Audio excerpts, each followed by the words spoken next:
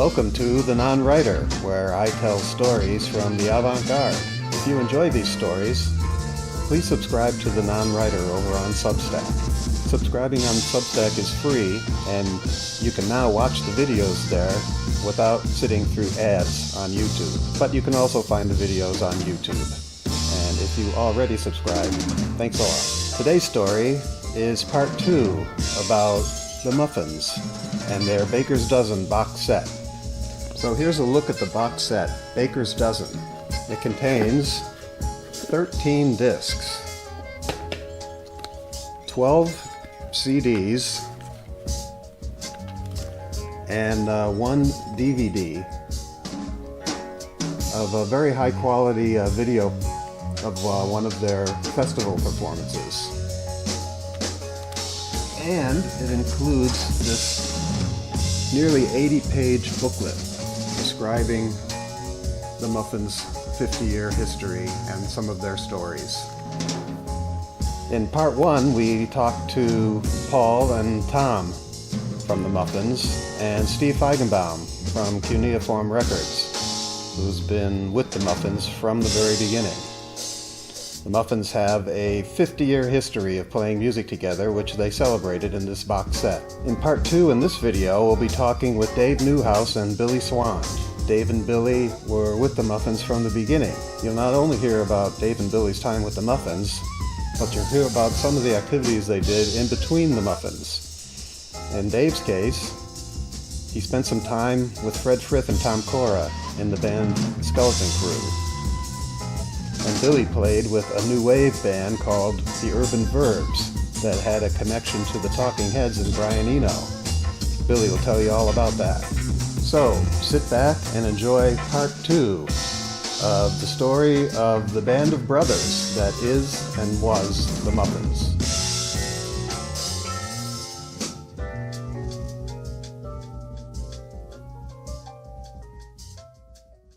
Our whole lives are on here. It's inside this little box. We're all in here together for what it's worth, for good or ill. That's Dave showing the box set. Billy! And that's Billy Swann. I'll let him introduce himself. I'm the bass player and a founding member of the group, and stuck with it all these years. I'm Dave Newhouse. I was the keyboard player and woodwind player, and like Billy, I've stuck with it all these years. We were 2 of the original founding members, and we're still friends, and we're still talking to each other after all these years. The Muffins' Baker's Dozen box set, almost 50 years of history of the Muffins. Where did the idea of this box set come from, and how did it get started? Well, Paul had been pushing it for a long time, at least 4 or 5 years. He would bring it up. We have so much material on tape.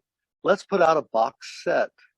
And I think we all wanted to do it, but just the idea of starting it was just so monumental. I don't know if, it would take a lot of energy and time, and I just don't know if we had the wherewithal to start it. But Paul would push it, and he pushed it, and he would push it.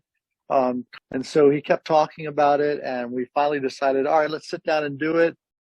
We started sending out CD mixes of different live performances.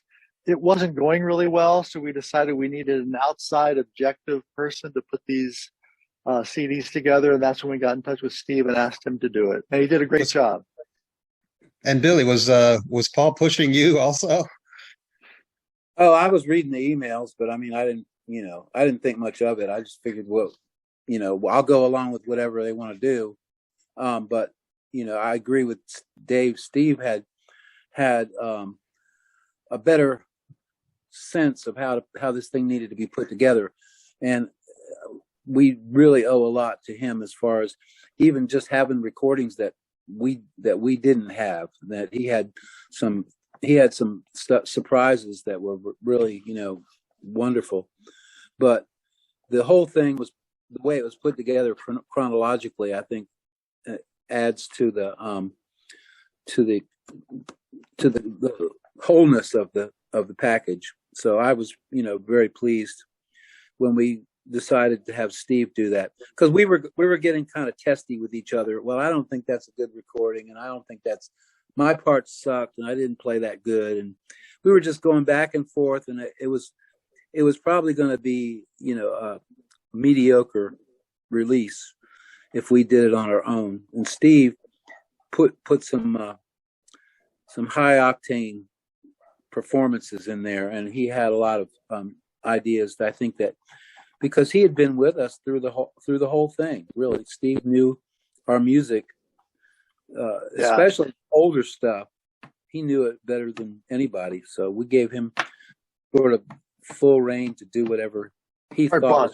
Yeah, and we went along pretty easy with that. Everybody kind of. So that was nice, and I think that was the key to our releasing this box set. Yeah, having Steve's outside voice, that objective voice to kind of direct it, that helped a lot. We could sort of leave it on his shoulders, so that helped. Yeah. The package includes this wonderful booklet, which I understand this is like almost 80 pages. Yeah.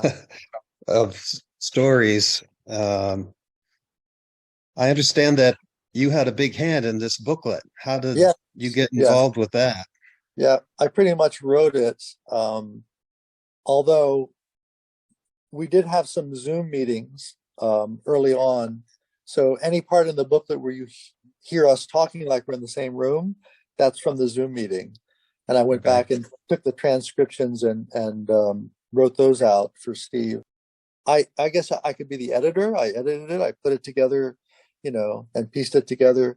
I balked. I didn't want to do it at first because it's too much work. It was too much work. It was, I don't want to do it. It's too much work. And then Steve slapped me around a little bit and said, "You've got to do it. You're the only one who can do it." And so I did it. And I'm glad I did it now. Now I'm really proud of it, but I fought it as hard as I could. So we're talking now about the 70s when you guys met and started playing together. Can you tell us about how old were you guys and when did you meet? I was in my mid-20s at the time, and we met through a mysterious hitchhiker, and the story in the booklet. But basically, the hitchhiker connected me with Michael Zentner. He was our violin and guitar player, but we got connected through him, and Michael called me up and asked me if I wanted to be in a band, and so that's basically how we met. So the hitchhiker, I believe that when Michael picked him up, he asked the hitchhiker, I think the hitchhiker had a guitar or something, and so you'd pick up people with guitars back in the day. Michael and I came from a progressive rock group called Tunk, which didn't do any recordings. We were huge. We were 6 pieces: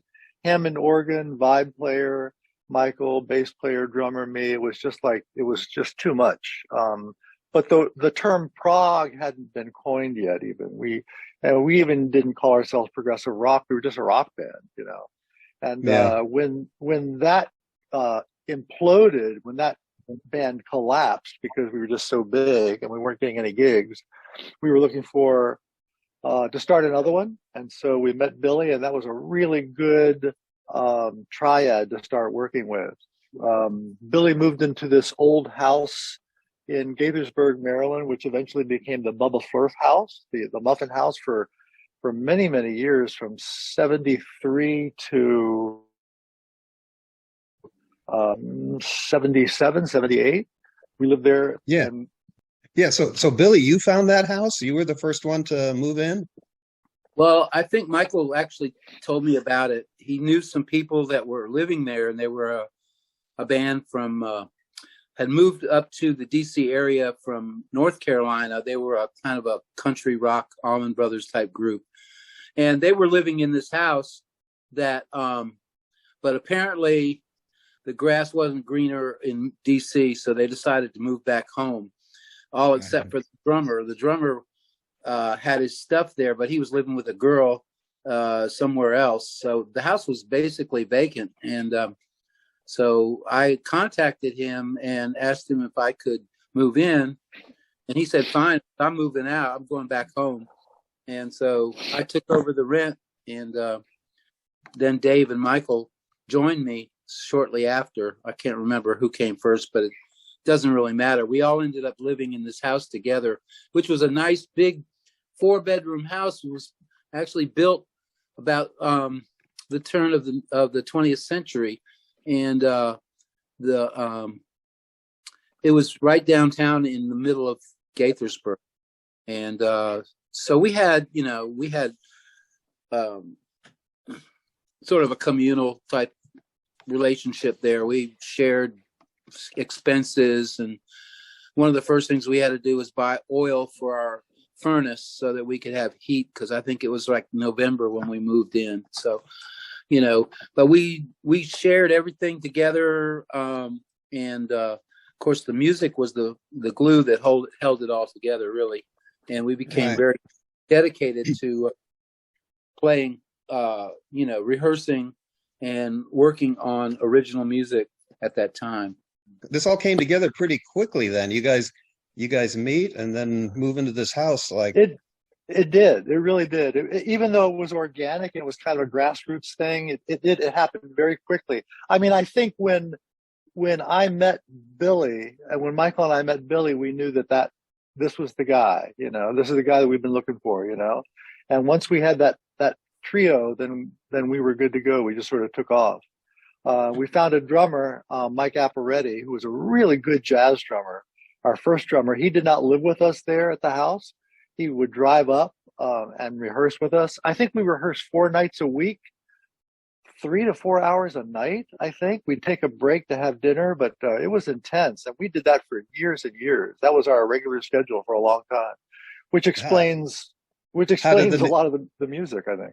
Sure. And how was your relationship with the neighbors? Our next door neighbor was 90 years old. Him and his wife, actually, he built the house that we lived in. I'm sorry, his father built the house that we lived in. And Really? he built his house, which was next door to us. And he was like just really cool guy. He was 90, his wife was 92. And they didn't have any problem with us. We were, that was it. The other side of the house was an apartment complex, and there was really no problem there. So, we had there was a side street in between our house and apartment complex, so there was enough space in between. What were their names again, Billy? Walter and Ann Reinhardt. Reinhardt. God, you remember their first names too. I remember one time we built a stage in the backyard, and we had backyard concerts for many years. And I remember one time we had a backyard concert, and both him and his wife came out and they waved to us all from the other side of the fence. It was so sweet. Those are the kind of neighbors we had. Yeah, he had a garden. He kept bees. He was, just a real salt of the earth guy. Yep. And so this is kind of a suburban setting you're talking about then? Yeah. Sounds like you were on kind of a large lot. Yeah. Well, we had a house that was, it was built adjacent to the elementary school and the junior high school athletic fields. So where our yard ended and the fields began, it was just a continuous, long, huge place. And when we had outdoor concerts a few years after we moved in there, we had room for hundreds of people in that location. But it was downtown in Gaithersburg. Gaithersburg was an older city, I guess you could say, and it had all the houses on our street, which was East Diamond Avenue. All of the houses were old, early 20th century houses. really beautiful houses too. So about how far away would you say that is from central DC? Oh, probably about 10 miles. But So you're living in this house and you're obviously sharing your love of music with each other. This is what brought you together. What was some of the records that you guys were listening to at the time? Dave, Oh, we were listening just everything pretty much that we're listening to now. Because of John Page and WGTB radio and Mark Farr and some other people down there, we were paying close attention to the records that they were playing, and they were playing a lot of British Canterbury music. They'd play a lot of Soft Machine, Egg, Caravan, Gong.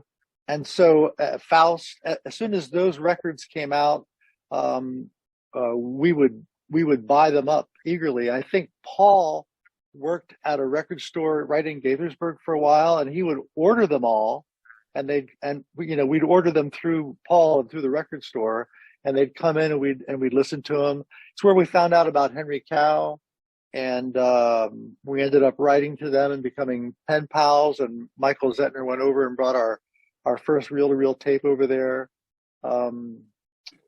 It was a really exciting time. So you guys are really influenced by Henry Cow early on, it sounds like. Oh yeah. In fact, so much so that you actually contact Henry Cow in England. Right. When those first Virgin records came out, we were on them, like nobody's business. You don't think? Paul tells a story about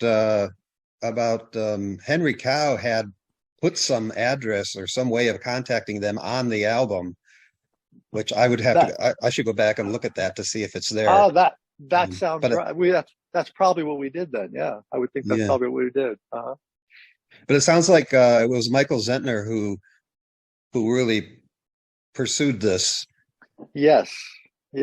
He got a ticket. He went over there, brought our reel-to-reel that we had worked on, and played it for them. I remember when he said that he was sitting in the studio when their engineer put it on, and he and Fred Frith and Chris Cutler were listening to it, and he could tell that everybody was really enjoying it, which was nice to hear. They called us the next Hatfield in the North. Did they? Yeah. Oh my God. Some of the other records, it wasn't just Canterbury. We had a very eclectic record collection. That's true. Yes. Some of the other records that we listened to was on Impulse Records, jazz, and Art Ensemble of Chicago. In fact, we went to see them a couple times. Sun Ra was also very, very big at that time. Who we saw a couple times. Thanks to Billy. Yeah. Billy would drag us to Sun Ra concerts. Yep. Was wonderful. And so there was other types of music, and because I think we just had different backgrounds. Dave had more of a jazz background, so some of his record collection was like stuff that I'd never heard about, but likewise some of the stuff that I had, he had never heard about. But Billy had a big reggae collection. He used to listen to a lot of reggae music. So we listened, everything just kind of went in one ear and out the other. Yeah. It was a mix, definitely. Okay, we've been talking a little bit about a couple of other guys that were involved. Michael Zettner was involved early on, and then Paul Sears would join you as a drummer later. In fact, you guys would go through a few drummers apparently before Paul would become the steady drummer for the Muffins. Right. Can you tell me a little bit about the Muffins' relationship with drummers? Well, it wasn't very good, apparently. It's very, we were in a band that we weren't making a lot of money, especially for a drummer. It's the time signatures and the structure of some of the music was very intense. And since we listened to a lot of free jazz, you had to have that duality, that combination of being able to play pretty structured music and also free jazz and just improvising. You had to be able to improvise really well. And that's Yeah. tough on a lot of drummers. That's tough for a lot of them to do. So Billy, as the bass player in the band, you probably had a unique relationship with each of these drummers. Um, what would you say was the issue with these guys until you finally run into Paul? Well, like Dave Yeah, said, we weren't any money, and I think Mike Apparet, his father was in the union, musicians union, and so he was in the union, and of course he wanted to play out and make money, but we weren't doing that. He kind of gracefully bowed out shortly, I guess about 6 months after he'd been with us. He wasn't with us very long. We did record with him, our first compilation of music that we did. And then Mike Bass joined, Mike was a mutual friend, and Mike had had his own recording setup in his basement. Like he had a 4-track TAC, I think. And anyway, Mike was also a composer, and he wrote some songs. I think he wrote actually maybe one before he joined the band called English, which is on the box set. But Mike was a composer, a drummer, and also a mallet player. He played vibes or xylophone, I think. But Mike was a good fit for us because he had a good idea about time signatures and arrangements and things like that. So we thought we had a perfect band then, but of course Mike didn't want to stay with the group for, I don't know, I guess he was just more into doing his own thing and recording his own tapes and things like that. So he was with us as a fill-in until we found somebody permanent. That's a good question, though, about being a bass player and the bass player's relation to the drummers. And I never talked to you about that, but I don't want you to tell me who your favorite drummer was or anything, but was it real different for you as a bass player to deal with, say, going from Mike to Stuart to Paul, or was it all kind of the same? No, it wasn't very different. It was because the music was the same, Part of the reason we had so many drummers, but every time we get a new drummer, we have to relearn the same songs that we've been playing prior to that with the new person. Right. So we went through 4 because we had another guy named Gary Mean who was with us for a little while. And then Stuart came along. Stuart was a young guy, and I think he was just out of high school, and he was definitely had his rock and roll chops down. So he gave us a kick, I guess you could say, more or less, put some rock into the music in terms of that. But everybody had their own style, and I was their own interpretation of what we were trying to do. So it wasn't really that much different. I liked playing with everyone, actually. I didn't have a favorite. Good. So do you remember how you met Paul?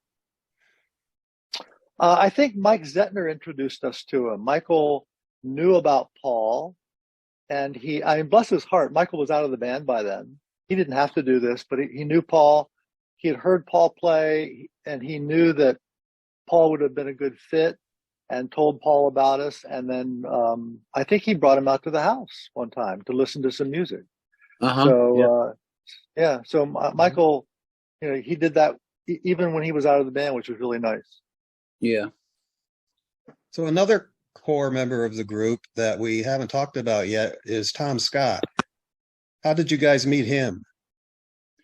Well, I was affiliated with some musicians in a nearby town where I grew up, McLean, Virginia, and they had a band similar to what Prog, I guess you would call it, and I knew some of the people by name, so I called up one of the horn players, or one of the people that was in this group of musicians, and I asked him if he knew a horn player, and he recommended Tom Scott. So I got in touch with Tom. The story in the booklet says that I went into the place where he worked, which was Washington Music Center, which he was in charge of the horn repair shop, or he was working at the horn repair shop. And I walked in and told him who I was and that I was looking for a horn player for a band, and would he be interested? I don't remember exactly how I met him. I may have been over the phone, it may have been that way. I probably was called him first and then went in. But anyway, I invited him to come out to our house in Gaithersburg, and he was living in Northern Virginia at the time, McLean.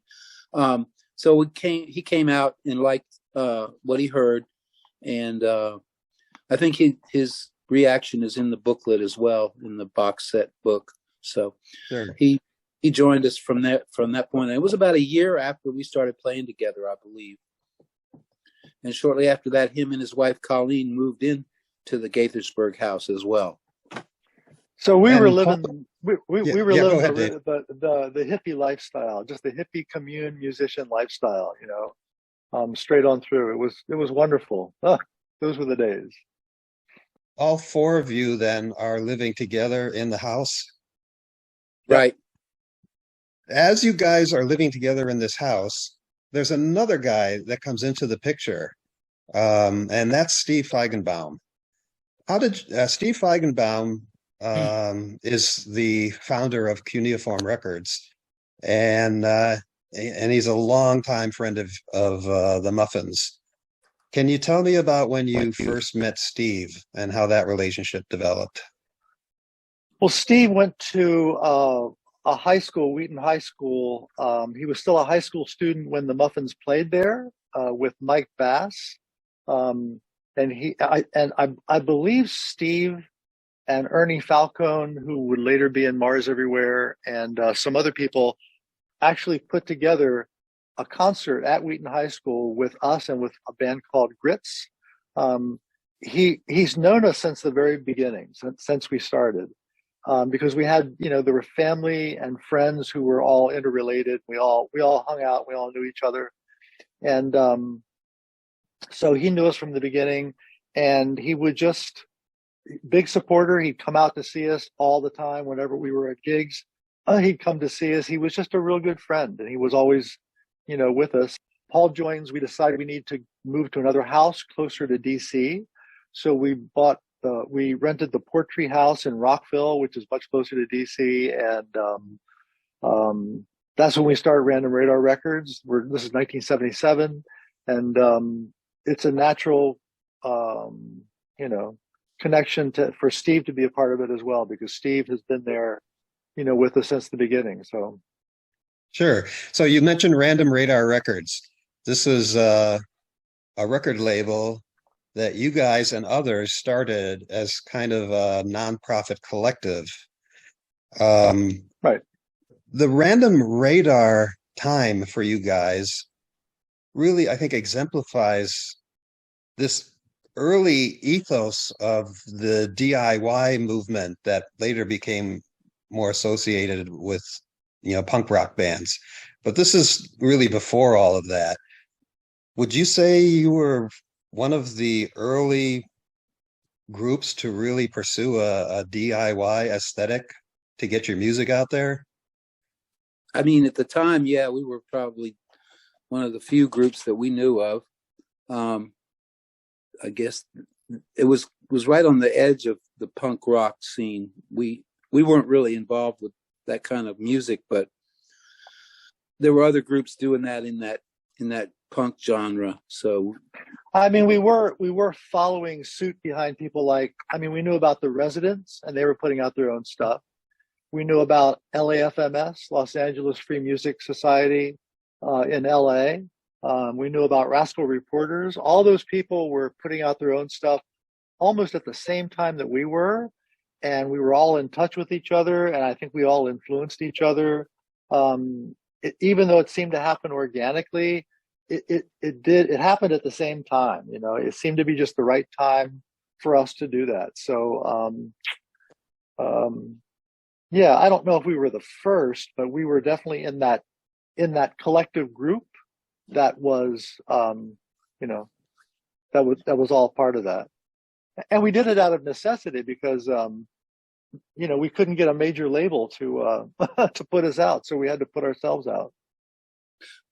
one of the things that helped us get in touch with these other people, other musicians and fans, was our first album. We had a postcard. This is one of the post, and on the back it says, "The Muffins would like to have you and your friends on our mailing list. Please fill in your address below," and it's self-addressed to Random Radar Records, Silver Spring, Maryland. So we were able to get probably a few hundred of these back, and they came from all we got hundreds and hundreds back. Yeah, all over the world. We had fans, and so people wanted to be in touch with us, and that kind of helped us with tours and exchanging musical ideas with other groups and other musicians. So that was probably one of the biggest things to give us a fan base. And I think that had, I think that was a really good idea that we had to do that. I don't know if other groups were doing that too, but we did come up with a fairly good mailing list. And whenever we play somewhere, we would send out flyers to the people that were in that area. And Steve actually used that mailing list to start his Wayside Music. I think he was a mail order musical place. So it all worked together. And that's part of the DIY thing that we did. Right. Eventually you would meet Fred Frith in person. And this would happen as part of Giorgio Gomelsky's Zoo Manifestival in New York City. Do you remember getting invited to play at the Zoo Manifestival? Yeah, I don't remember who exactly invited us. I mean, I guess Giorgio did. I don't know how he found out about us. I think the album had just come out, Mana Mirage. Probably a couple months before that. So that seemed to be our calling card. I'm not sure who we got in touch with, but before we knew it, I didn't even know what the Zoo Festival was. I just knew that we've been asked to play in New York City. And so up we went, and we were just amazed when we finally saw the venue and how big it was and all the bands that were on it. And it was, I felt like Ma and Pa Kettle in New York, when we were, but New York City, 1978 in October, it was just wonderful, absolutely wonderful, gave us a taste of what we could do, if we had like an audience like that, or it gave us a taste of kind of like where we belonged with all these other people. Even though a lot of the bands were very diverse, it had a very communal kind of feeling, we'd see the other bands out at restaurants or at other places, and it was a lot of fun. I'm not sure who invited us. Well, I would think that maybe Fred Frith had something to do with it, because Giorgio and Fred were pretty close, or had already worked together, and Giorgio actually paid for Fred to fly to New York, and Fred would end up staying in the USA for quite a while after that. Right. Fred may have played a big hand in that. I would not doubt that at all. Because at this point, had you already released some of Fred's music on Random Radar? No. Well, right, we had Billy? the sampler had a couple of cuts with Fred on them. Oh, that's true. Oh, that's right. The sampler. He was on the sampler. That's right. And Lowell Cox. And when did the sampler come out? That was our first release. That was 77? Yeah, 77. Okay. Who else is on the sampler? Lowell Coxill, and then we had our assorted local groups and duos and things like that. We had a group called Log Proof, which was sort of a power rock trio. We had Steve and Tom did a thing together. I think they had a group name, but anyway, Mars Everywhere. The Muffins had one track. We had one track on it, and Illegal Aliens had a track, actually, I think. Yeah, Illegal Aliens did the fuzz bass monster comes to the city or something like that. Something like that, yeah. Funny. So We all put together, we each put $100 in, we made a record, we made 1,000 copies, and everybody got a piece of it to put in. And then that became the foundation for releasing the next record, which was a Mike Bass record called Parcheesi Pie. okay. And each record was I think each record, the money we made went into the next record. So that's how we kind of kept it going. And that's the way you do it. That's right. Yeah. So I've seen the program from the Zoo Manifestival, and it contains a half-page ad for Random Radar Records. Ah, ooh. So We were so apparently you were not that was only smart of invited, someone. but yeah, somehow. Do you remember how that happened? Were you somehow No, sponsors, or was that a paid for ad, or just part of what Giorgio was doing to get the word out? I don't remember. Yeah. I don't think we had anything to do with that. I think Giorgio did that. Okay. Because the program is designed as a means of putting avant musicians in touch with each other. So there was a lot of information in it to try and promote a scene. Mm-hmm. Yeah. And of course, Random Radar featured prominently in that. So how long did Random Radar last after that?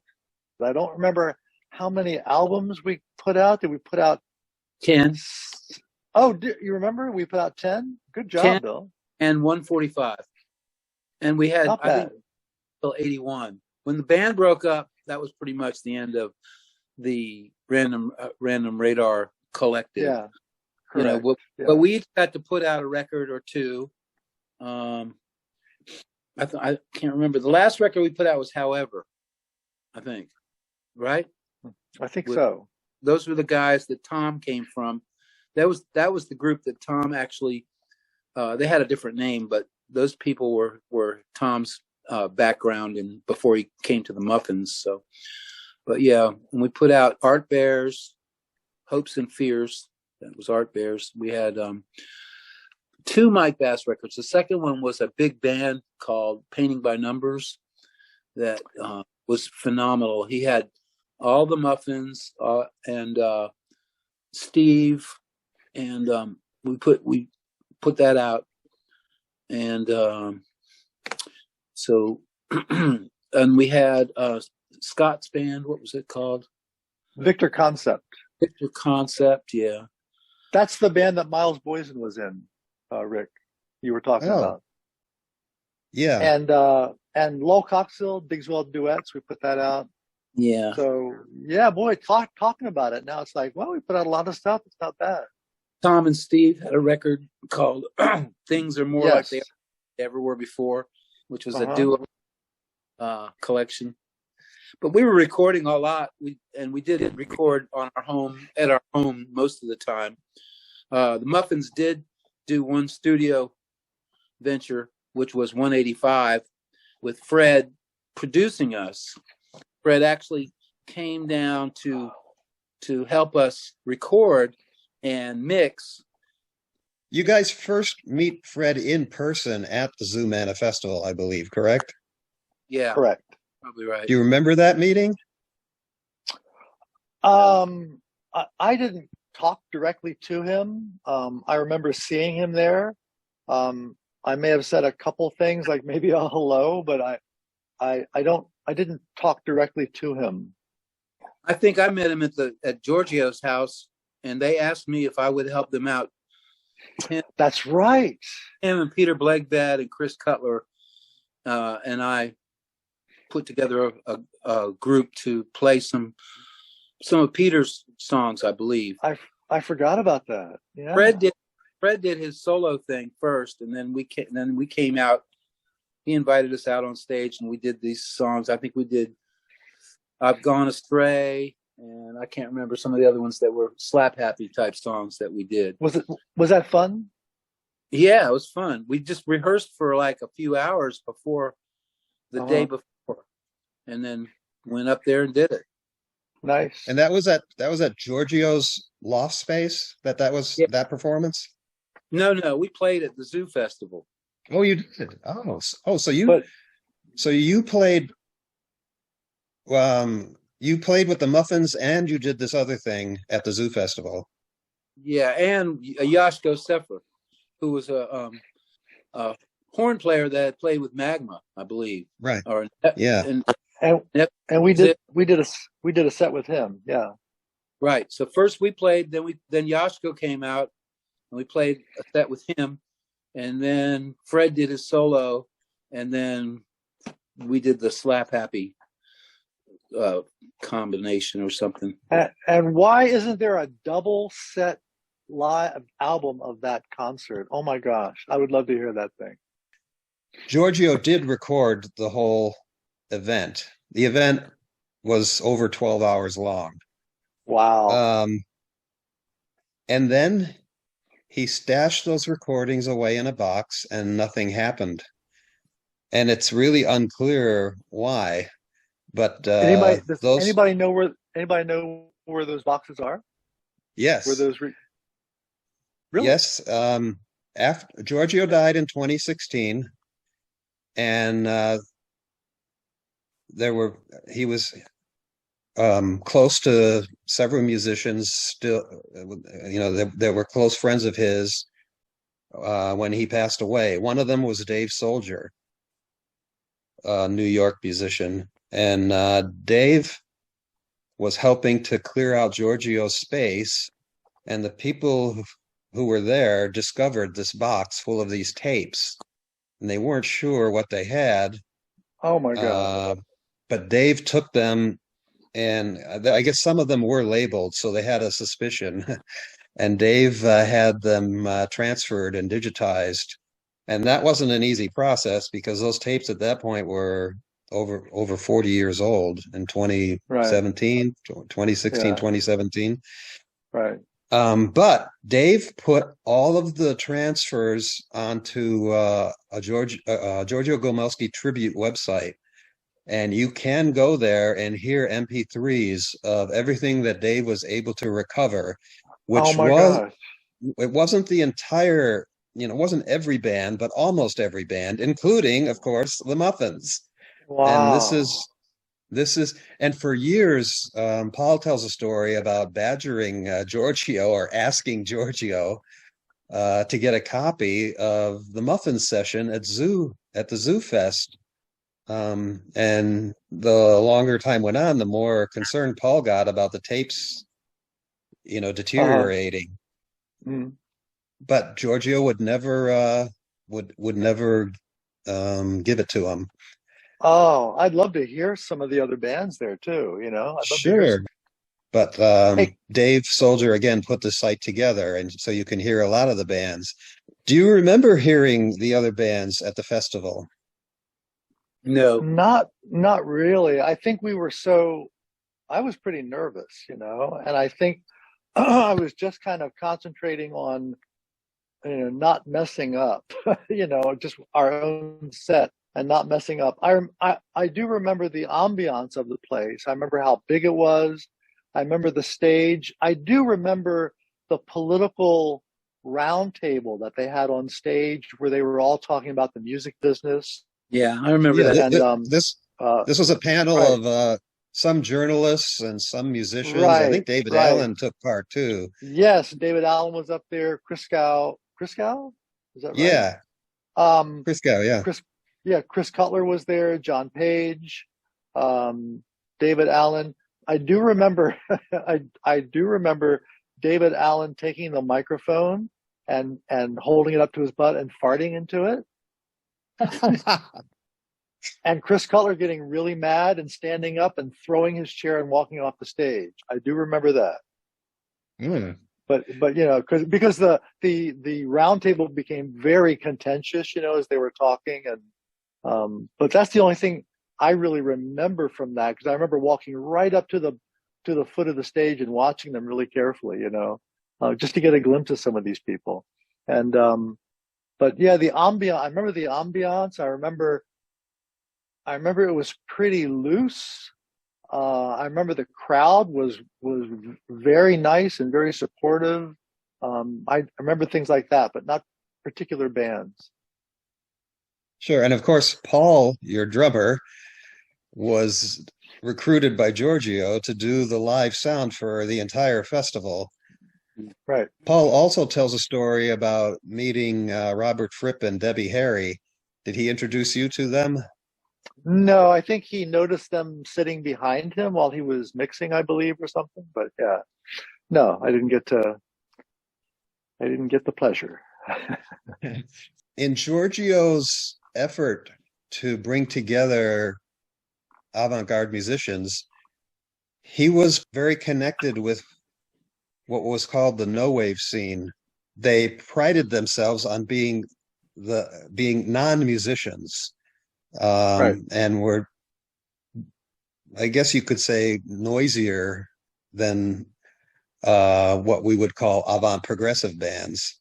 Mm-hmm. And it sounds like the first half, or roughly the first half of the Zoo Manifestival, were these rather unknown no wave bands, and then the second half was the better known avant progressive bands, and that the Muffins kind of kicked off the second half of the concert. Does this ring any bells with you guys? Yeah, I remember some of the band names that in the first half of the show. The one that I was amused with was Blinding Headache. Oh yeah, I think Blinding Headache was the band that Rick Brown was in. I think. yes, Blinding it is Headache, Rick Brown's band. Uh-huh. I don't. Anyway, That's a great name, isn't it? Names were only thing I remember. I didn't stick around most of the first set before we started playing. I think we were out on the sidewalk and walking around town a little bit. I seem to remember spending some time at Giorgio's place, and then we had time to go around sightseeing. So I remember we were out on. We saw Yashko sitting in a restaurant while we were walking around. We were just like country people come to the city and see the sights. Right. We were sightseeing too. New York City. Wow, that was a big deal for us. Yeah. Huh. That's very interesting to hear you describe yourselves as country people, because I've been to DC, and it's very cosmopolitan. Um, and of course I've been to New York too. Obviously New York is much different, but Well, I think we can. how is Go ahead. no, you go ahead. I mean, I'm just curious, how is it that you felt? Say I mean, New York can be intimidating, yes, and but I thought that was left to us people who were raised in the suburbs on the West Coast, Well, I think we considered ourselves country because we really did live out. We lived in an old Victorian house, pretty much in a country in Gaithersburg. There's like a half an acre of land behind us, and a big old wooden barn kind of, and so that's we felt that was our roots. And here we were in New York City. It was a culture shock for us.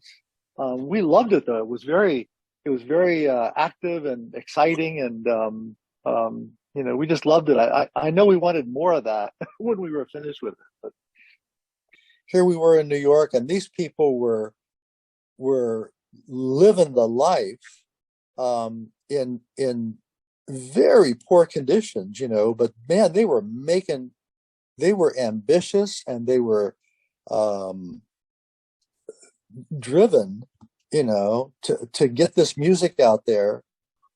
And that was really eye-opening and really inspirational for us, how hard they worked, and how it was like from rock bottom, just working with what they could, sometimes very small groups, trios, or sometimes playing with instruments that were second, third hand toys, sometimes, just whatever they could get their hands on. Uh-huh. And that was so inspiring to us. And to this day, I look back at that, and and realized that even though that movement kind of knocked the Muffins out of the running a little bit, I just have to say, we still like the ideals behind it, you know, and that movement really really just injected something back into the music, like you say. Even if you listen to some of the live tracks from the Muffin Box and the improvisations and even the live structured stuff, there's like a raw intensity that we're trying to get across that you know really came from that new wave punk movement, I think. Right. I mean, we didn't want to be, you know, like Happy the Man were playing at the same time, and however, and they were very clean and very precise, and we never wanted to be quite like that. You know, I always told the Muffins, I appreciated them as a band because when I would write stuff, they would, and they became involved in it, they would muffinize it, and by that I meant they would kind of dirty it up a little bit, you know, like the way Paul played. I just would kind of leave it up to him unless I had a specific thing I wanted him to do. Billy was the same way. Unless I had certain lines I wanted him to play, they would kind of put their own dirt into the mix, which I really appreciated. There was a time when, after the Zoo Manifestival, in fact, just like I think just a few months afterwards, you guys are inspired to do your own festival in the DC area. Can you tell me a little bit about that? The Trinity Theater was Georgetown University. It was a smaller venue, but it was more or less like all of our other Random Radar concerts as far as that goes. We had a few local groups that we were associated with, like Mars Everywhere. Fred and Peter Blagvad and John Greaves, and I can't remember who else, but they came down to our house and stayed with us for about a week, and we rehearsed some songs together. And it was pretty much, you know, a DIY festival that we put together. We had tickets printed up, and we did, you know, this was right before Christmas, if I remember correctly, mid-December. But, and it went really well. I think we had a pretty good turnout as far as that goes. Having the WGTB audience came through for us. So we had that. But we featured Fred and the Muffins. That was the feature act. So Fred, of course, did his solo guitar stuff. And then Peter and Fred and John and me, I think, and some other people maybe did some other songs. I don't remember all the people who we had exactly, but I do remember that we had a few groups there, and it seemed to be well received. So we did good. I was telling Rick earlier that when Giorgio found out that we were doing this separate festival after the Zoo Festival, he was a little upset. and he came down and had made spaghetti dinner for us, and we had kind of a big talk about it and stuff. But yeah, it was interesting. Yeah, I don't remember him being upset. I do remember him making spaghetti though.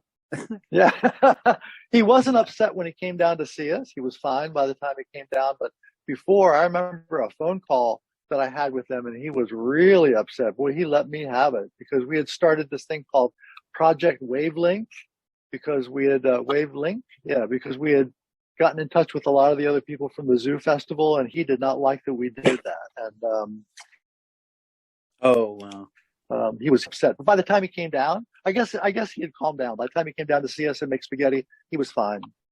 And don't forget, Giorgio actually showed up in 2001 at our ProgDay gig. Yeah, and right. He introduced us before we went on, and he was very nice and very flattering about the band and how his experience with the band. So it was really nice. I think I have a recording of that somewhere. Oh, nice. Yeah. So it sounds like you guys got to know Giorgio a little bit, especially at this spaghetti dinner. What was your impressions of Giorgio? I thought he was a very friendly, loud guy. I mean, he was very outgoing, and I didn't know a whole lot about him. You know, wasn't aware of all the stuff that he had done, other than I knew he was somewhat famous, but I didn't know to what extent. You know, and it was, we were kind of like off in our own little world, so I didn't personally know much about him. Found out, you know, all the stuff there, like he produced the Yardbirds or something like that, and I think he had something to do with the Rolling Stones, but it didn't impress me that much as far as his past. It was more or less just the way he acted with the band, and he was very supportive of our music and of us, and I think that was what my feeling or my reaction to him was. How about you, Dave? Yeah, similar. He was an extrovert. He was loud. He was charming. But I also sensed a little bit of the huckster in him, and so would always kind of keep him at arm's length a little bit. You know, I didn't want to agree with him immediately on something. I needed to think about it and research it a little bit, because he's very impulsive. He's also very impulsive, and you know, I had heard stories about, you know, some money transaction problems between other artists, and so I kind of held him at arm's length a little bit. Didn't he have a record company? What was it called? I forget. He had his own record company for a while, and he produced. When he was still in London, he had after the Yardbirds, his time with the Yardbirds ended, he started Marmalade Records, and that was being funded by Polydor, I believe. And he released quite a few recordings on Marmalade, including John McLaughlin's first solo album, Extrapolation, some stuff with Keith Tippett and Julie Driscoll. Wow. There is an impressive list of stuff, but as Dave said, there was some problems with the money. Yeah, he reminded me of P.T. Barnum a little bit, you know, but his legacy, the different bands that he touched or had something to do with, is absolutely immense in the rock world. You know, so that's going to be interesting to see all of that put together, all of the bands that he had some sort of an influence on, or that he, met, or that's an amazing thing that he left behind. That's for sure. You've been together for a number of years now. You're rehearsing a lot, living together in the same house. Where are you playing gigs? DIY mostly, coffee house. Yeah. The different venues where we could play for, not too many clubs. I'll put it that way. Clubs were kind of hard to get gigs in because the type of music we were playing was not real popular at that time. So we were playing a lot of our own things that we set up, and that was it. All the places that we played are in the box set. Wafu Coffee House, Ethical Society, Orion in Baltimore, Mike Potter's place. We're talking about the 70s. Oh, in the 70s, yeah. The Music Carryout, which used to be a chicken carryout, but the guy turned it into a music carryout. Hardly anybody would show up there, but we like to go there just to practice playing live for people.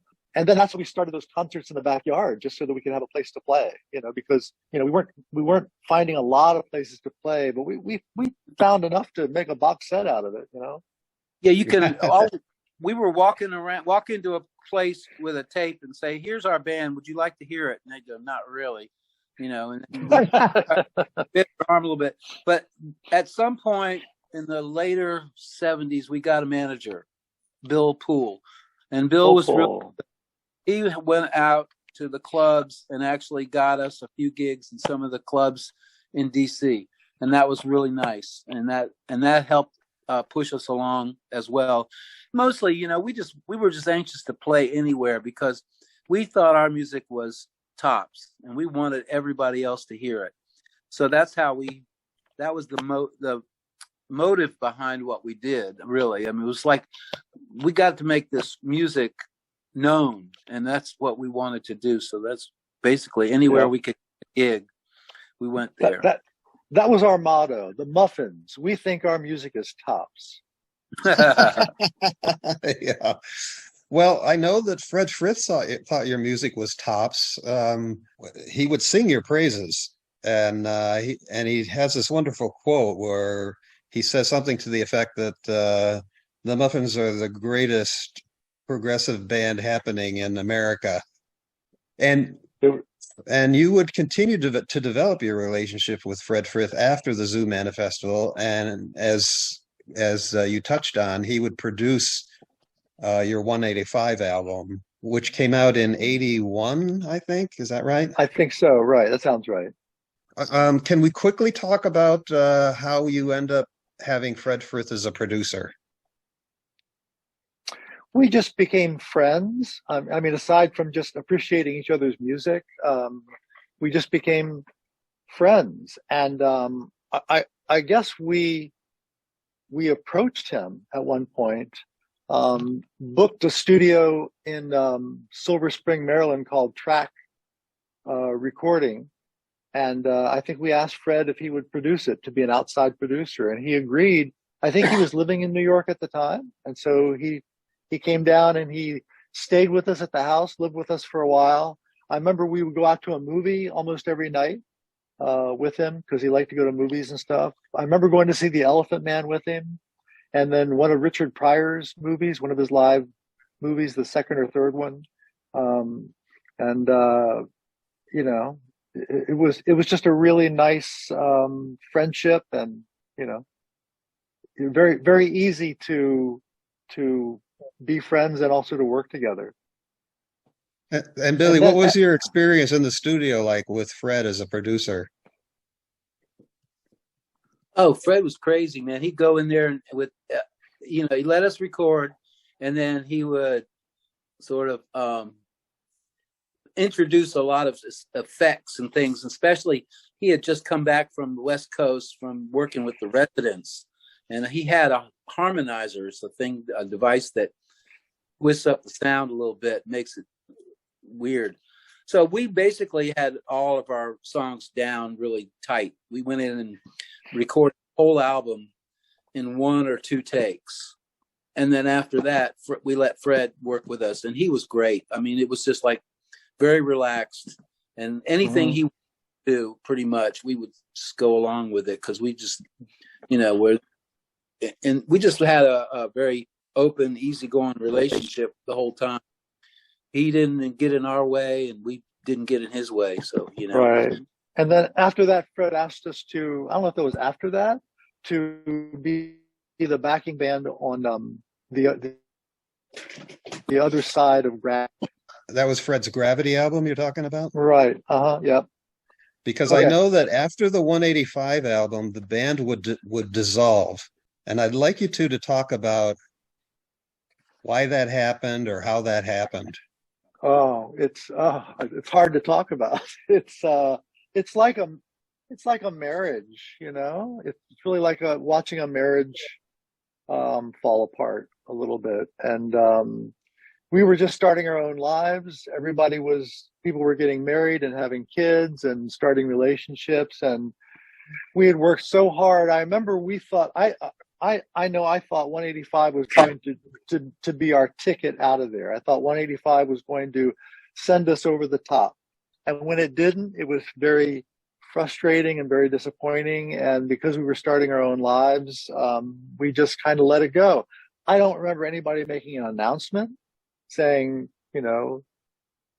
nobody said I'm leaving the band. Nobody said the band is breaking up. It just kind of dissolved, kind of like a marriage a little bit. And yeah, it was just time to let it go, I think. Is that You know, how you saw it, Billy? uh, Tom and Colleen moved out of our house in Rockville, and they got another house, and they set up a studio, and they had a child, and so the band had divided in a way, because Tom was no longer in the house working, that we could work together on our music. So we really, I think Dave said it right. We just lost the spark or something, and decided we wanted to do other things.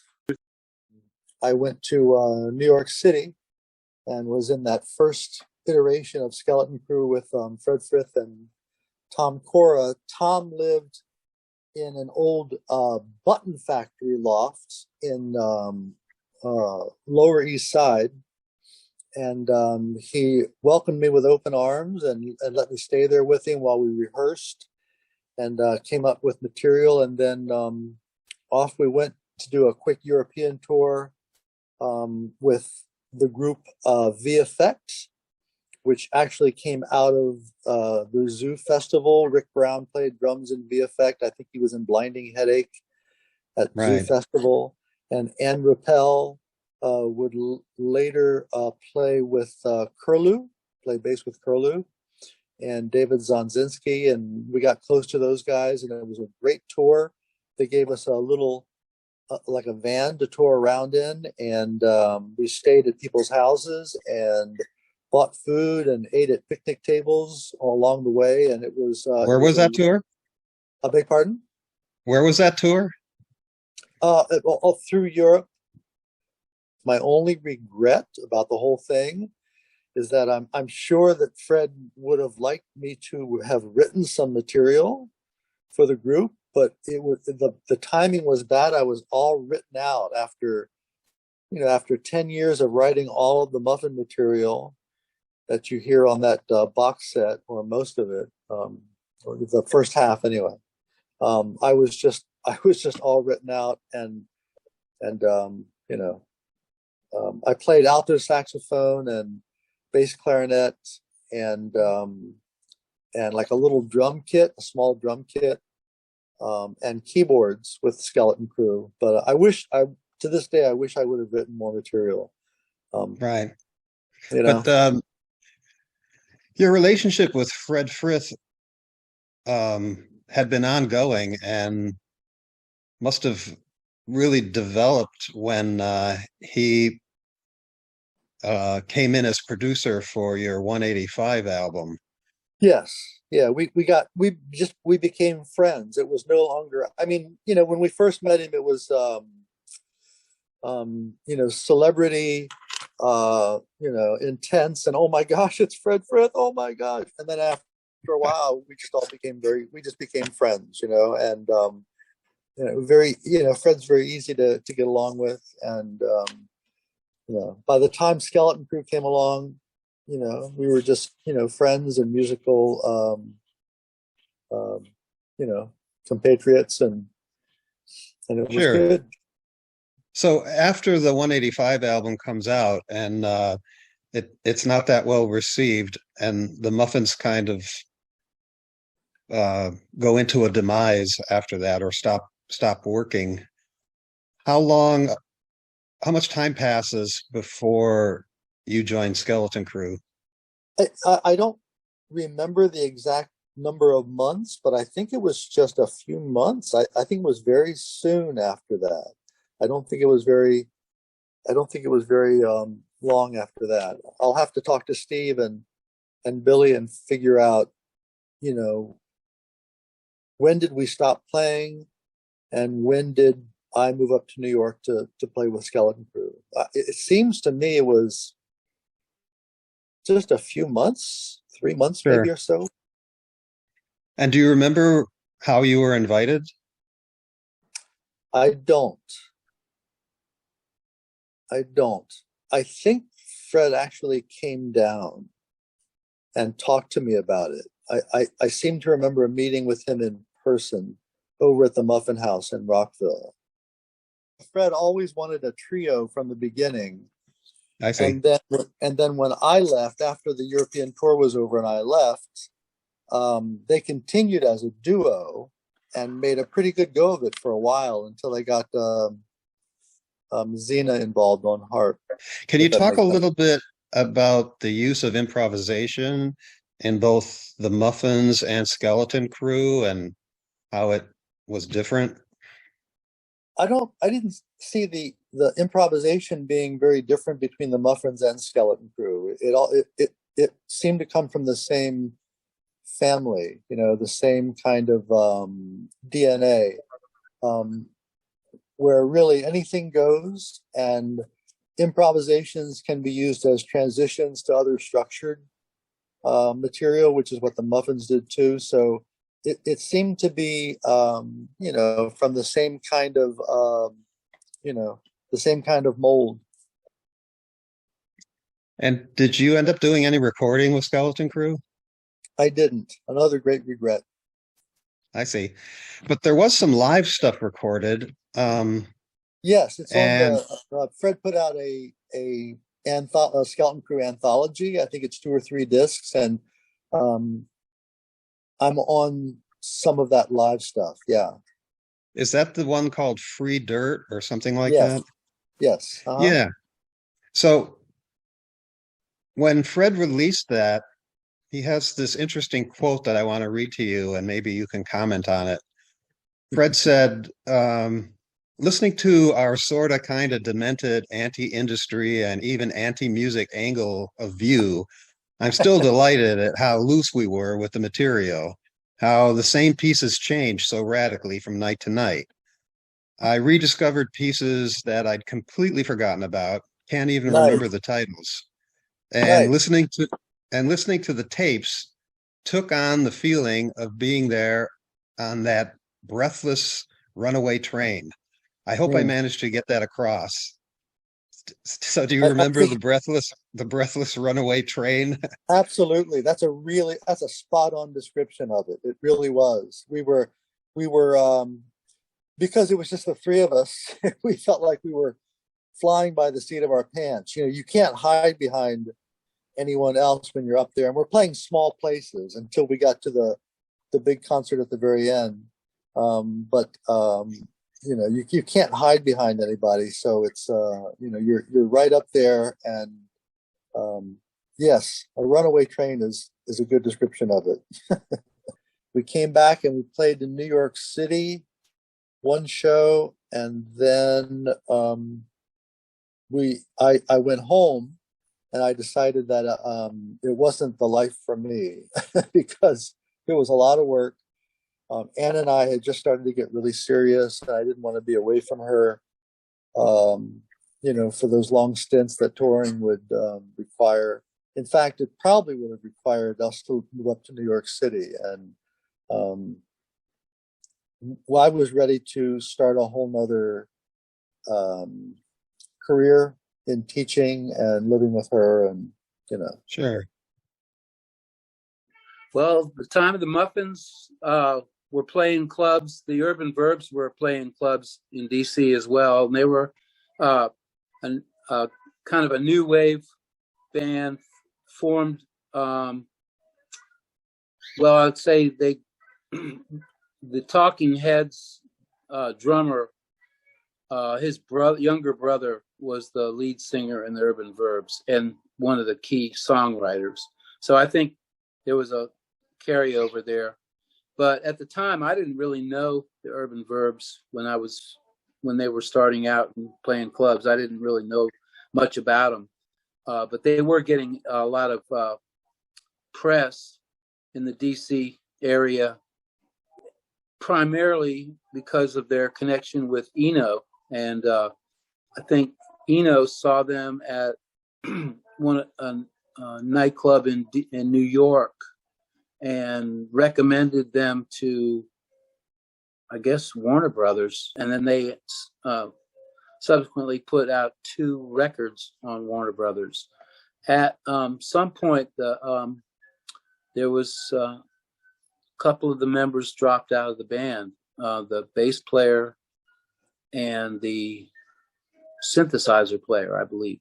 So Roddy, who was the lead singer in the Urban Verbs, I think he or Danny Frankel, I'm not sure which, who was the drummer, one of them ran into Paul Sears in a bar or a club downtown, and they were, and whoever it was, Roddy was explaining to Paul that they, the band needed a bass player, and Paul recommended that they try me, and so they contacted me, and I went and got a tape of their albums from somebody, I don't remember who, so that I could learn the songs, that they were doing, and then went down to their practice space and auditioned, and I got the job.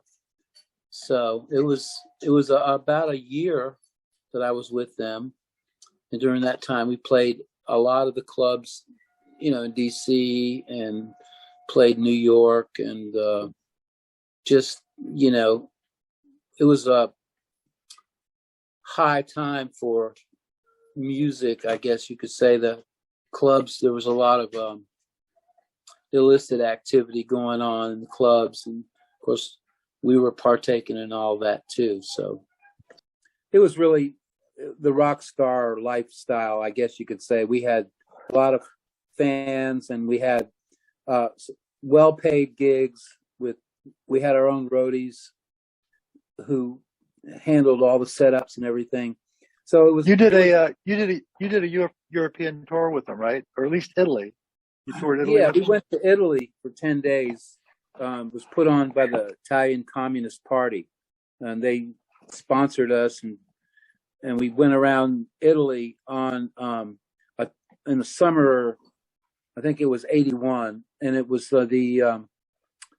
it was a, what do you call it? It was like county fairs they had all around the countryside, and we got to play all over the area. How were the audiences? They were like I guess punk rock type audiences. Like the first gig we played, we had 10,000 people in this square in Bologna. Wow.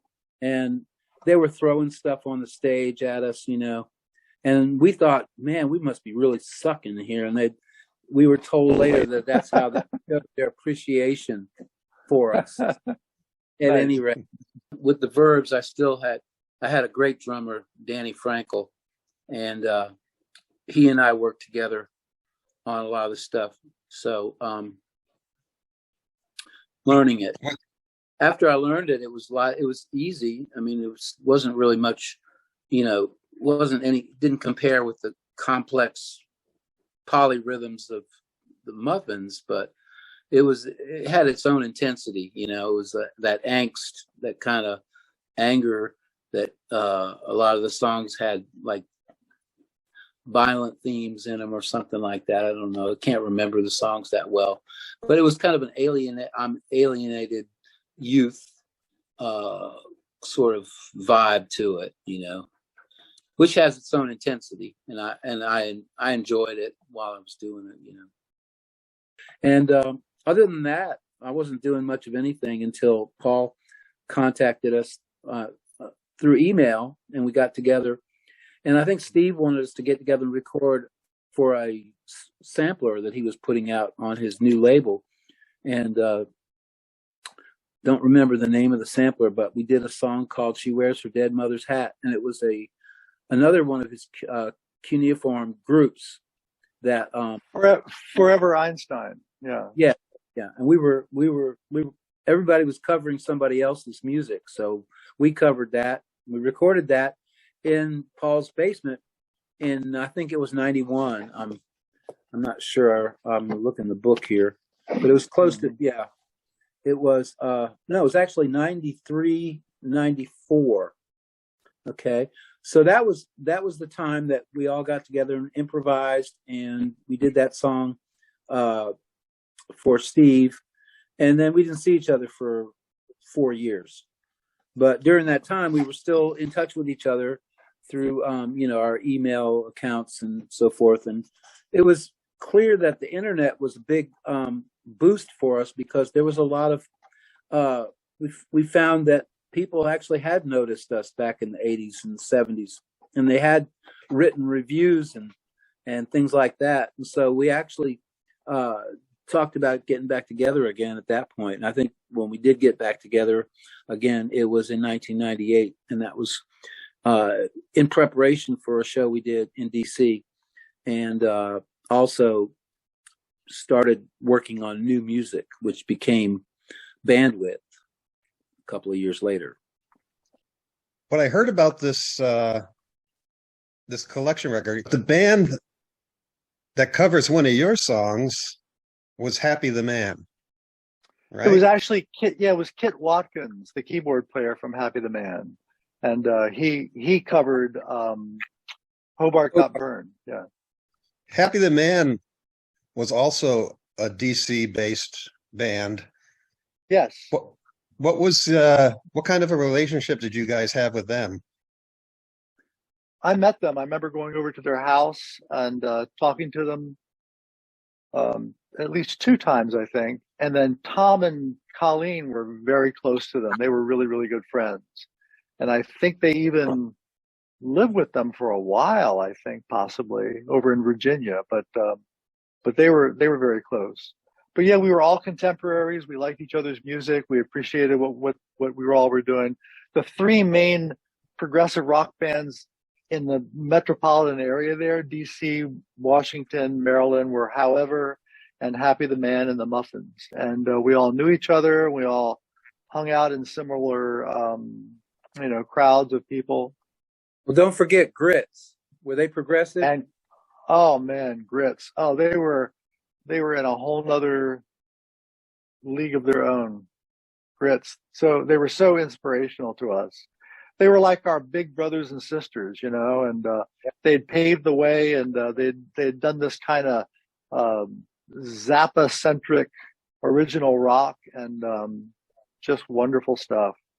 Don't forget Grits. Another event that happens after you guys reform is you get invited to play at the Knitting Factory. This Knitting Factory gig would also lead to a festival gig in Italy. Right. What was this festival about that was connected to the Knitting Factory? Villa Silamontana. I'm not sure how the guy who ran the Knitting Factory, again, Paul might know, but he had contacts there, and they were doing a festival, and he recommended us, and they paid for our flight over there. It was crazy that they gave us that spot. I'm not quite sure how it got together, but yeah, it was definitely a contact with the owner or the manager of the Knitting Factory. And this was in Rome? Yeah, yes. Rome.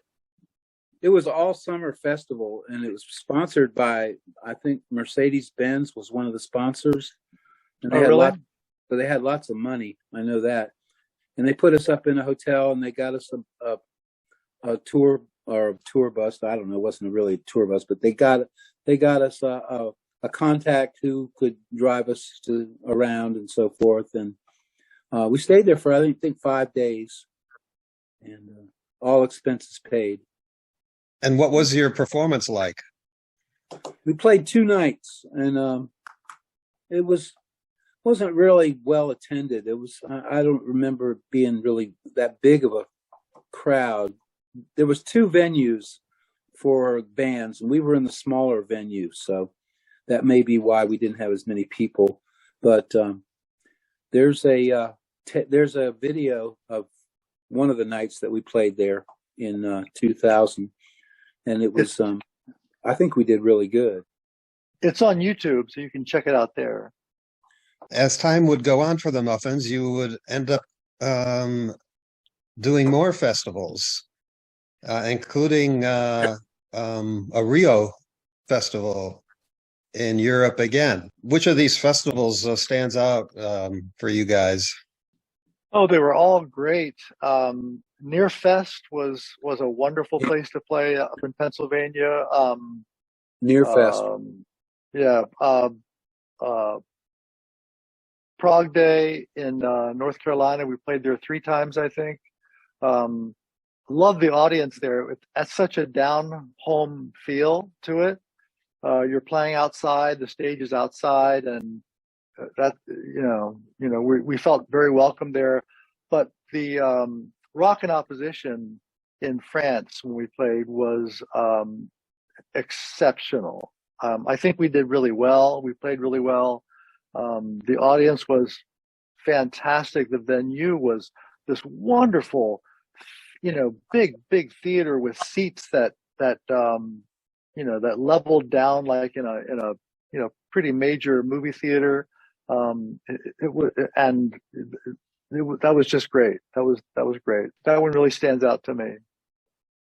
What about you, Billy? Oh, I think Near Fest was my favorite, and only because it was the crowd again was warm and receptive to us, and they did a very good job of producing the light show, the stage, everything. That was a great stage to play, great venue to play in. Yeah, real professional. Yeah. It's 13. The 13th disc is delicious because it's a baker's dozen. Yes. I'm sorry, I'm just being silly. Well, tell us about the DVD. It is a video of one of your performances at a festival. It's a video of Near Fest that Billy was talking about. It's the Near Fest video, all right. Right? Yeah. Oh, good. And professionally cut multiple camera angles, like 3 or 4 different cameras, and cutting back and forth between them, and just super. I had never seen us presented that way until I saw the DVD, with all the camera angles, and I thought, man, that's a pretty cool band. It's nice. It's nice to be treated that way. I assume, Billy, you're happy with the way the DVD came out as well. Oh yeah, I thought it was great. I liked having the kids that went on there too. We had Tom's daughter and a friend of hers from high school band, and they played saxophone and trumpet on some of the cuts that we did there. And Dave's son Sam also opened us up with when we did our opening number. He came out and played saxophone as well. So that was kind of a special thing that we had going there. Yeah, that was nice. We're coming to the end of what's available on the box set. If we refer to the box set again, what is the last performance by the Muffins on the box set? We actually had Palindrome on the DVD. But anyway, Palindrome was a record that we put out on a French label that they did not promote at all, and it sold very poorly. So when the contract was up, we got it back and we released it on the Near Fest disc, which was probably I guess either that or 2010 we did ProgDay for the 3rd time, and that was included on disc 12. And also on disc 12 is Orion Studios in Baltimore, Mike Potter's place, and that's a recording from 2004. So 2004 and 2010 are the 2 venues on disc 12. I will say during this Reformation, our second act, the Muffins' second act, we would have these Muffin summer camps. We talked about it in the book a little bit, and we'd all meet at Tom Scott's big house in Virginia, and we called it Muffin Summer Camp, and we would rehearse for festivals, and we'd record for the next album. We used to do both things there, and those were tons of fun. I really miss those Muffin Summer Camps, because we'd spend at least 5 days to a week, maybe 8 days, maybe 9 days over there, and That was just a lot of fun to see everybody again and kind of live together again as a group. And so I miss those. And then I know that the Muffins would continue on until about 2015. I believe your final gig would be at Orion Correct. in 2015. What do you remember about that? Jose and Adele did and they're still working on it. I think they have another one coming out on Krautrock. They had one other on that, maybe a second one. But they started with this Romantic Warriors, which was pretty just straight prog music. And they interviewed Paul for that. And then they started to stretch out a little bit, and they got into RIO, and then they got into Canterbury. And when they started to produce the Canterbury DVDs, that's when they got in touch with us. We played first, and then after a break, they set up this big sheet, and they showed the video there when it got a little bit darker at night. And but it was good. It was really good to play. It was good to see everybody. We hadn't played together for 5 years, so it was almost like another reunion. I think our last gig was 2010, and that was at the French Embassy in DC. And then Paul moved out to Arizona almost the next week. And so that pretty much put the nail in the coffin, so to speak, as far as playing together. Because even what we were doing for the, 15 or so years was dependent on all four of us getting together in some place for rehearsal, even if it was only for like a couple of rehearsals just before we do a gig. So we'd make sure we didn't completely botch it and all that. So that was pretty much finished when Paul moved to Arizona. And then when we got the invite to do the Romantic Warriors concert there at Orion, that was put together. They wanted us to do that, and they paid for Paul to come out and fly out. And we did, rehearsals, and then went and did our set. But we hadn't done that set in 5 years. So we did not know it was the last gig at the time. I think Tom in the book says he knew it was the last gig, but I didn't. I thought, we might be able to keep going here. But Tom and I were working on the next Muffins album together, and he wanted to do a big band album. He said it's time that we did just a big band album, a Muffins big band album. And I thought that was a great idea. So I started to write some stuff for it and record some stuff and send it around to the guys. And Tom did the same thing. He was writing stuff, and Tom was writing a lot now. He was doing a whole lot of writing. And when Tom sent me his stuff and I put my stuff together with it, we listened to it as a CD. It sounded so separate. It sounded so different. I don't know if you've heard Tom's album, Man or Muffin, I think it's called, that he put out around 2015 or 2016, something like that. 2016, maybe. And but I wrote to him and I said, Tom, I don't want you to, take this the wrong way, but it doesn't sound like Muffin music to me. It sounds like two separate albums, really. I said, what I think you should do is you should put out your album as a solo album. I'll put out mine as a solo album. And then we'll come back and regroup and do like a proper Muffins album later at some point. But that did not go over so well. How do you think working on and releasing this box set affected the Band of Brothers? Well, I definitely think it was a unifying endeavor. I think it got us much closer. It got us back to the beginning. We hadn't talked together for quite a while. Billy and I had talked a little bit, and Paul and I had talked a little bit, but Tom and I hadn't talked in quite a while. And the necessity of getting down to business and putting the box together forced us to talk to one another again, and it was good. It was a very kind of a healing process for us, I think, and I thank Steve for that, for doing that.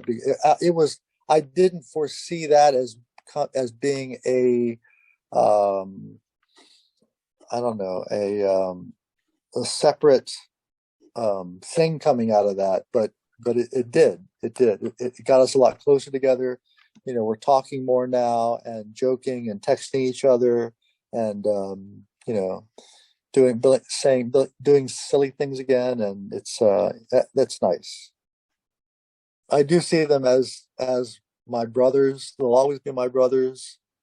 I love them. I'm so proud of this box set.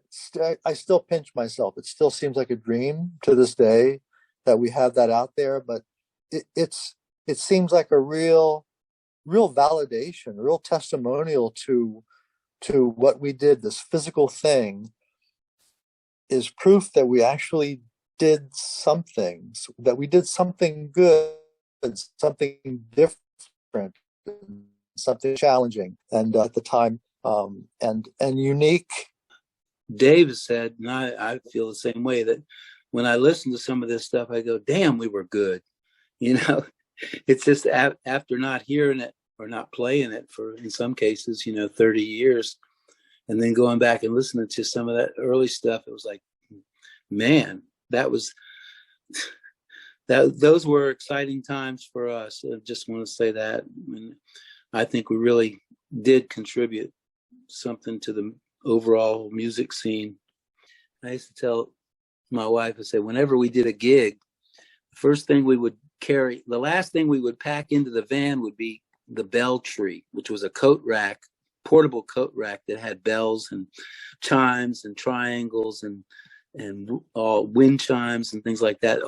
And so that was the last thing we loaded in the van. So it was the first thing out of the van into the club. So we would walk in with the band, and we've got this coat rack full of all this crap that's jingling and clanging and everything as we walk in. We figured to give them let them know right off the bat what they're in for.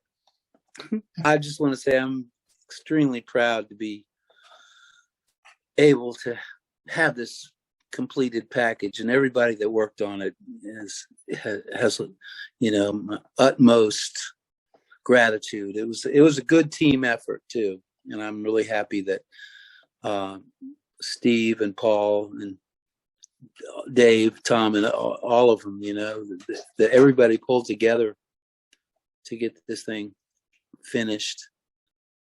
After having spoken now with every member of the Muffins plus Steve Feigenbaum, there is one overriding theme that has always come up that I would like you each to talk about a little bit. And that was, after this long history together as a band, living together in a house, releasing records together, playing festivals together, 50 years of history together, every one of you has referred to your relationship as being a band of brothers. Oh, that's nice. Can you comment a little bit about that? How do you feel about this band of brothers? Well, I think the whole thing revolved around the music, and really Dave has a lot to do with that, because most of the music was written by Dave. But we had a common purpose. The purpose was to make this music and to make the Muffins whatever as good as we could do. We started out with the band in a house together in Gaithersburg, and I think because of that and the music that we were working on, even in the earliest days, it was a common bond that we had, and to me, it was very easy, and it was easy going. We didn't have any big ego problems or any problems as far as getting along, because we all had that common purpose. And I think that sums up my feeling about the group. And I'm proud of the group. I'm proud of what we did. And we didn't really intend to become what we became. I think it just happened naturally as an offshoot of how well we enjoyed each other's company. So we kept going. Yeah. I agree with that, what Billy said. We didn't know where this would be headed.